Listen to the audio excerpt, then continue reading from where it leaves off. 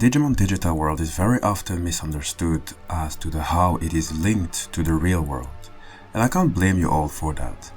Digimon is a very confusing franchise to say the least.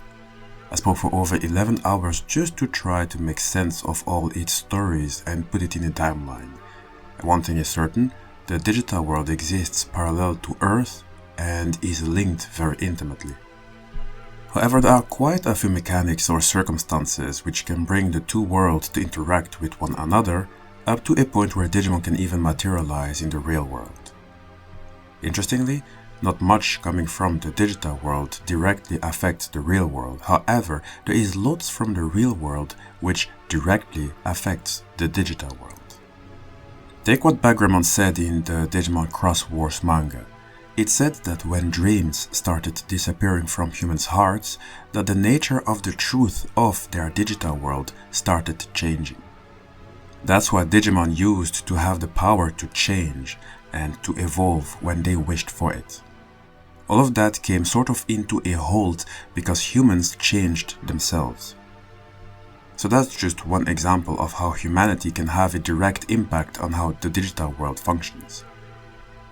Now, why am I talking about how the digital world is connected to the real world?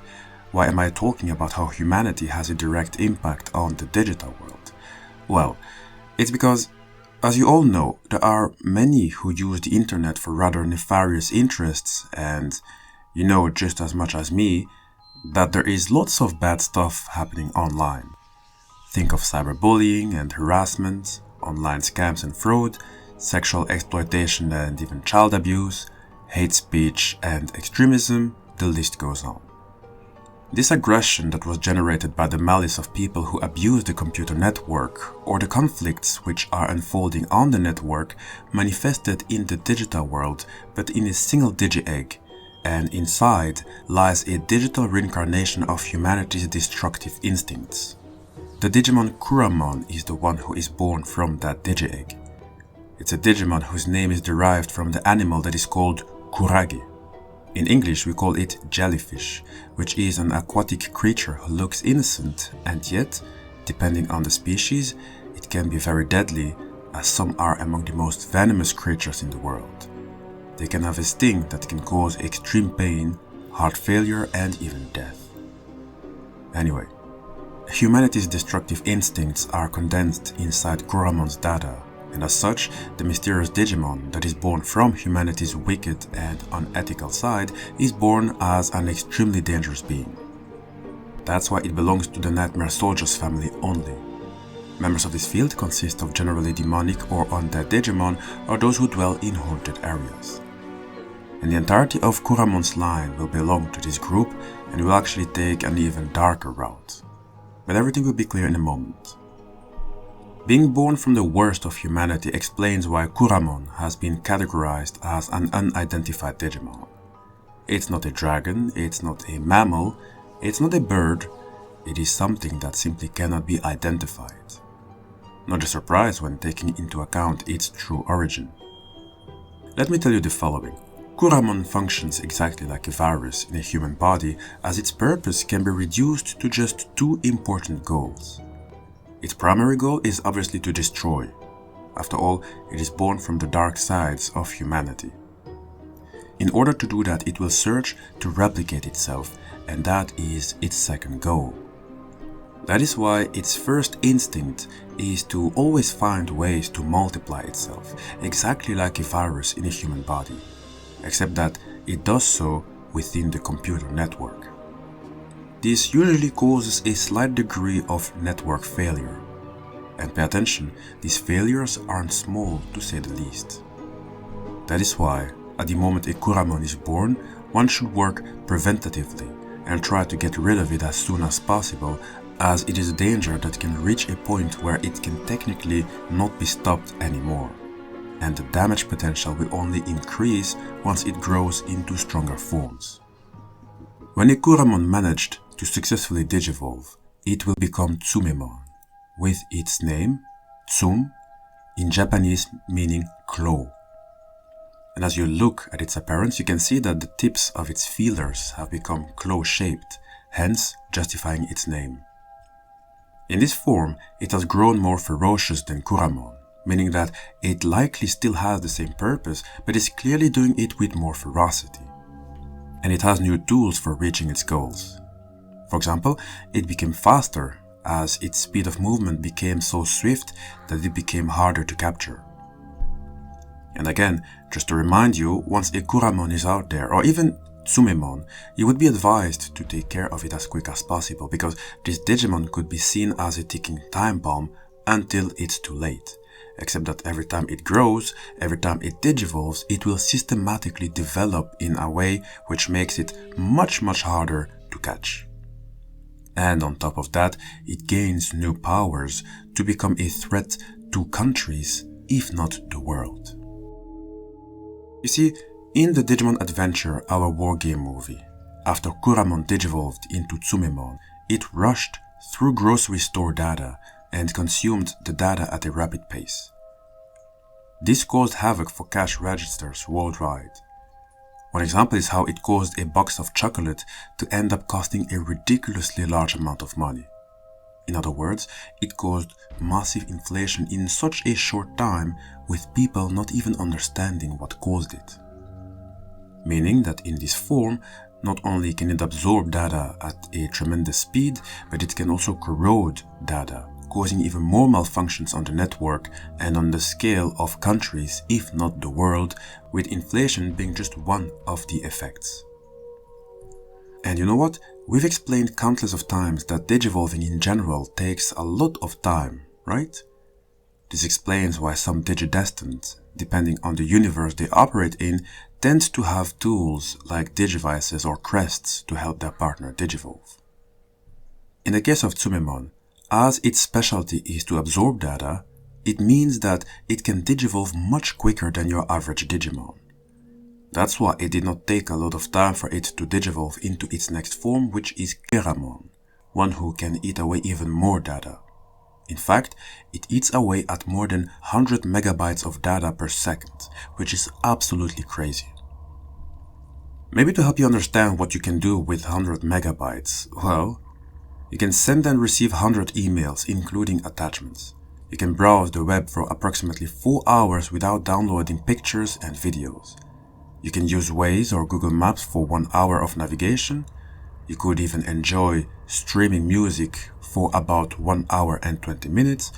So it's really a lot of data, and that same amount of data you'd need to do all these activities, well, Keramon is capable of absorbing or eating away all of that, meaning 100 megabytes per second. So you can start to realize how dangerous this Digimon is. It can cause a lot of commotion in the network, and, to top it off, it is still at the rookie level, otherwise known as child. Want to know what is scary about this Digimon? Aside of the fact that its physique has gotten larger, well, that would be its extremely cheerful personality. You see, Keramon believes that its destructive actions are just part of its play, so it is enjoying what it is doing, and you can see its joy by its smile. I remember asking my brother once what he found scarier, a villain who shows his anger when fighting you, or a villain who fights you and is constantly laughing. He said that the one who laughs while fighting is the scary one, as that would remind him of the Joker, a true psychopath. And that in some way would be Keramon, who, by the way, aside of belonging to the Nightmare Soldiers family, it also now belongs to the Dark Area family. Members of this field consist of generally demonic or evil Digimon. Now, what many may not know is that Keramon's capacity to absorb data is so immense that it can actually immediately digivolve to its ultimate form without becoming a champion. Though the problem when it does that is that it won't be able to manifest a stronger ultimate level Digivolution. This might be the reason why the Digidestined in the Digimon Adventure, our war game movie, were ultimately able to save the planet. That is because they did not fight the strongest version of Keramon's later Digivolution. In order to properly digivolve into its ultimate form, it will first go into this sort of chrysalis-like state. That's when it takes on the form of Chrysalimon, its champion Digivolution. This crystallic state is in fact the same state a caterpillar takes before it becomes a butterfly. The only difference is that while the butterfly that will come out is usually admired for its beauty, the Digimon that will come from Chrysalimon will be feared for its destructive capabilities. In this form, Chrysalimon is completely unable to move, but it is protected by its tough shell, and if the situation really requires it, it can attack the opponent with the tentacles extending from its back. With those, it can destroy the opponent's configuration data. Now, while Kuramon, Tsumemon, and Keramon are already dangerous, not just for the amount of data they can absorb, not just for the amount of damage they can cause, like mass inflation just to give you one example, and not just because their presence is already enough to make the world concerned, they are also dangerous because once they come to their ultimate level, meaning Infermon, then technically it would mean that it might already be too late. Let me first go through its appearance and what it embodies. That way you'd get a whole picture of the character. You see, Infermon's data and design came from a lot that would make you go alert. For starters, its name comes from the word inferno, which is Italian for the word hell. Then you have its design. Sure, it looks like a long-legged spider, but its design has been influenced on one end by the Y2K bug, or Year 2000 bug, also known as the Millennium bug. That's why a bug is used as a symbol for this important moment in human history. To be brief, the Y2K bug is a problem that arose because in older computer systems, dates were stored using only 2 digits for the years, like 99 for 1999 or 00 for 2000. This led to concerns that when the year changed to 2000, computers might mistake 00 for 1900, causing errors in calculations, system failures, or even crashes. To prevent this, organizations around the world worked for years to fix and update affected systems. Fortunately, thanks to these efforts, the transition to the year 2000 went smoothly with only minor glitches. The Y2K bug served as a reminder of the importance of planning ahead in technology. So, on one hand, Infermon's appearance is based on the Y2K bug, but on the other hand, its spider-like appearance may also refer to the web crawler, also known as the web spider. It's a type of automated program or script used by search engines to systematically browse and index the content of websites. The crawler starts from a list of URLs, visits each one, extracts information such as text, images, and links, and then follows links to other pages to gather even more data. This process helps search engines like Google or Bing to organize and rank web pages so users can find relevant results when searching online. So in short, web crawlers crawl the web, collecting information for search engines or other purposes like archiving or data analysis. And you know what? Infermon really is both a bug and a web crawler, as in this form it became able to penetrate every network in the globe despite the strength of their security. Its abilities to get through system security was so advanced that it had even gotten through the Nippon Telegraph and Telephone Corporation. It's a Japanese telecommunications holding company headquartered in Tokyo, Japan. It is currently, as of the making of this video, the 4th largest telecommunications company in the world in terms of revenue. And between 1996 to 2006, it was the largest telecommunications company in the world. So, Infermon managed to hack into the telephone system and was spamming all of the company's phone numbers in an attempt to bring down the system. You saw so many people being called all at the same time, it really was a crazy sight when you think about it. This tactic of calling everyone was used to disconnect Taichi and Izzy's internet connection to render it unusable going forward, and Infermon was in fact successful when doing so. On top of that, it also managed to travel from the internet connection in Japan to the United States of America to cause havoc there. and the travel happened not even in mere minutes, so its speed is remarkable to say the least. And while being there in America, it managed to show its face on many monitors around the place. This is how dangerous Infermon and its line is, and mind you, it is at the ultimate level. That's why it is said that if this Digimon were to ever be released from the network, then the world would probably collapse into chaos. Interestingly, while its form is usually at an outstretched state, with its head and limbs extended, it is also able to assume a cocoon form with its limbs retracted into its body. When it goes into its cocoon form, its defensive power is raised such that every attack is deflected. The only problem is that in this form, it can only go forward in a straight line and cannot modify its trajectory. But in summary, before we jump ahead to describe its mega level, the entirety of this line is completely devoid of any motive aside from the devouring of crucial network data and efficiently identifying any and all threats that presently hold its staggering growth. Being born from the worst of humanity, its nature is one making it inherently destructive and malicious. In its earlier forms, it was capable of causing mass inflation and system disruption, while as an Infermon, its powers made it capable of halting and obstructing the entirety of network-dependent services across Japan and as well as the rest of the globe within short time. It's a lot it can do, and we have yet to discuss its mega-level form. You see, as Infermon continues with its biggest skill, meaning the mass absorption of data, it will continue to repeatedly absorb all the data on the network in order to digivolve and grow into its mega-level form, which is Diaboromon, an apocalyptic type Digimon with power beyond those at the same level and with the capacity to deplete the digital world to the brink of destruction. When you look at its appearance, you can see that its body still resembles a spider a little bit, but with less legs, that is. And you also see that it is wearing a sort of heavy blue armor with a row of red spikes along the spine and a large green cannon on its chest.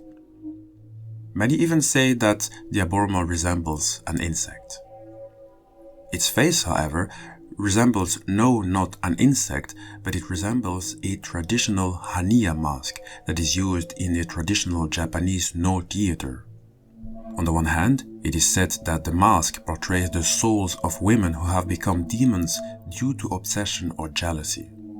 On the other hand, the mask is also said to be demonic and dangerous, but also sorrowful and tormented, displaying the complexity of human emotions, which is a bit the point behind the creation of Diaboromon's line, which is said to have come from the more wicked side of humanity. Humans are complex creatures with complex thought patterns after all.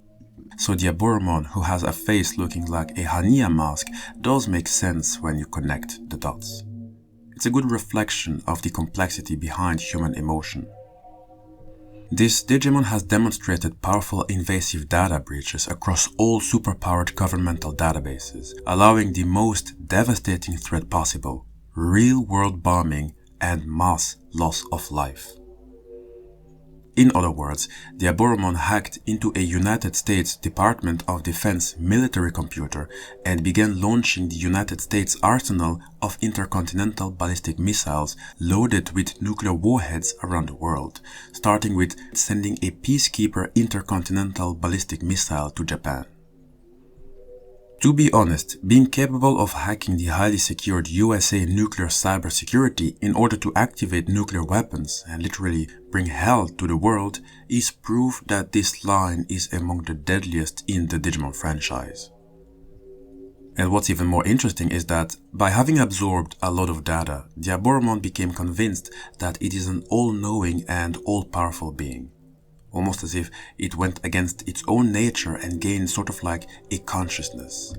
Though said consciousness wouldn't quite matter, as it is still a Digimon filled with malice who takes a great pleasure in destroying and slaughtering. It reached a point where its enjoyment was so high that it created this sort of game in which it multiplied itself by the many. the chosen children had to find and kill the one copy that was holding the clock that would disarm the missile's fuse before the missile were to be detonated. And pay attention, these copies were no joke. They easily overwhelmed and severely wounded War Greymon and Garurumon in the Digimon Our War Game movie. The only way for them to win was to call upon the power of Omnimon, who, despite being ever powerful, did not even have the speed to target the final Diaboromon due to its swiftness. This technically would mean that Diaboromon either rivals Omnimon, or it might very well be that it simply surpasses the fusion, at least when we consider its speed. And to be honest, that wouldn't be much of a surprise, as there is simply so much it can do in combat. From firing powerful shots of destructive energy from its chest cannon to hit, slash, grab or stab an opponent in close range, it can also detonate itself and cause an immense self-destruction blast, and it is also said that it has the ability to cause Digimon to de-digivolve. You consider all these capabilities along with its power to clone itself into multiple Diaboromon, then I'd say that there is lots to be taken into account if one tries to face it. It really is doing its name justice, as the word Diaboro in Diaboromon is a corruption of the Spanish word diabolo, meaning devil. It ultimately met its defeat in the Digimon Adventure, Our War Game movie. Its processing speed was stopped thanks to the help of the chosen children, who were all sending emails of support, which slowed down Diaboromon's processing speed. And that enabled Omnimon to destroy both the evil Digimon and defuse the clock just in time to stop the detonation. However, interestingly, while it seemingly got killed, still it managed to survive and prepare a new plan to cause havoc in the real world. That plan would come in fruition 3 years later. In the movie Digimon Adventure, Diaboromon's Revenge, Diaboromon had created billions of Kuramon that entered the real world. Obviously, when the Digidestined took notice, they sent Omnimon to the internet to deal with the menace, and Diaboromon's head got blown off. However, it was what Diaboromon intended to happen so that it could live on among the billions of Kuramon that had all escaped to the real world through various electronic devices.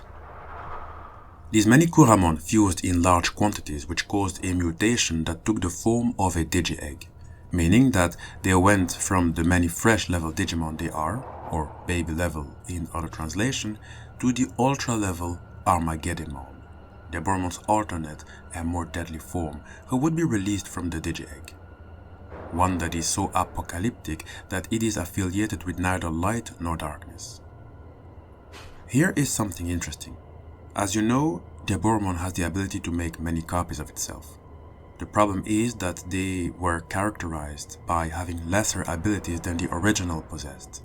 In other words, the copies grew less powerful than the original.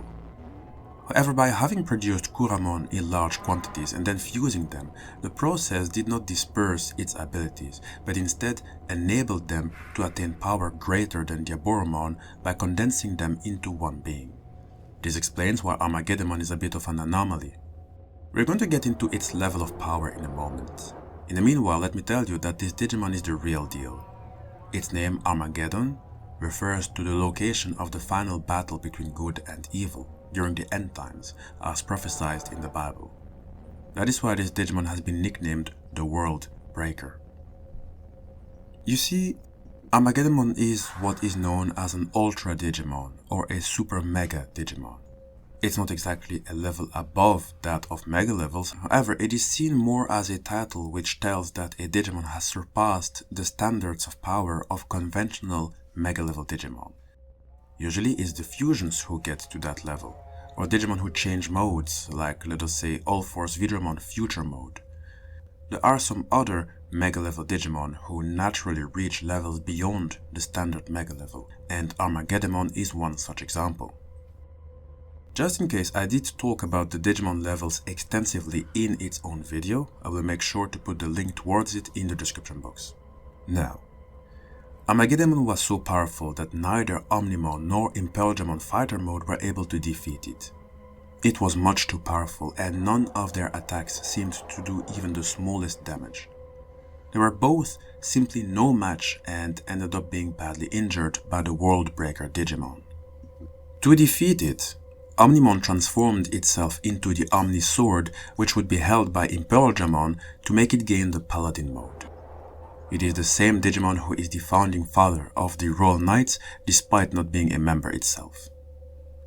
I think we haven't talked about its powers enough, as we are still talking about the fusion of two fusions, meaning PAILDRAMON in its fighter mode and OMNIMON. So it is probably stronger than all of the individual Royal Knights members. Which reminds me, by the way, we did talk extensively about the PAILDRAMON line in its own video. Make sure to check it out if you haven't already. And we also talked about the various OMNIMON in existence, many of which have their own specialties. The link is also in the description box. Anyway, when PAILDRAMON Paladin mode was fighting Armageddemon, it impaled the World Breaker Digimon through the snout, causing Armageddemon to disintegrate back into countless Kuramon that were then absorbed into the Omnisword with the help of the many bystanders' cell phones and digivices. And all Kuramon were sent back to the digital world, which might save the Earth for a moment, sure, but when you know what Kuramon and its line is capable of doing, this line has got to be either exterminated as quick as possible or at the very least contained to avoid another catastrophe. Hi guys, this is the end of the video. I hope you enjoyed it. Many asked about this Digimon, so here it is. I hope I did it justice and I hope you enjoyed it. Not much to add this time except the following. Please write as much as you can about this Digimon. How much did you like it? What are your opinions about it? Let me know in the comment section and make sure to like the video for the YouTube algorithm and also make sure to subscribe for more Digimon videos. I'm not done yet with Diaboromon, so you better stay tuned.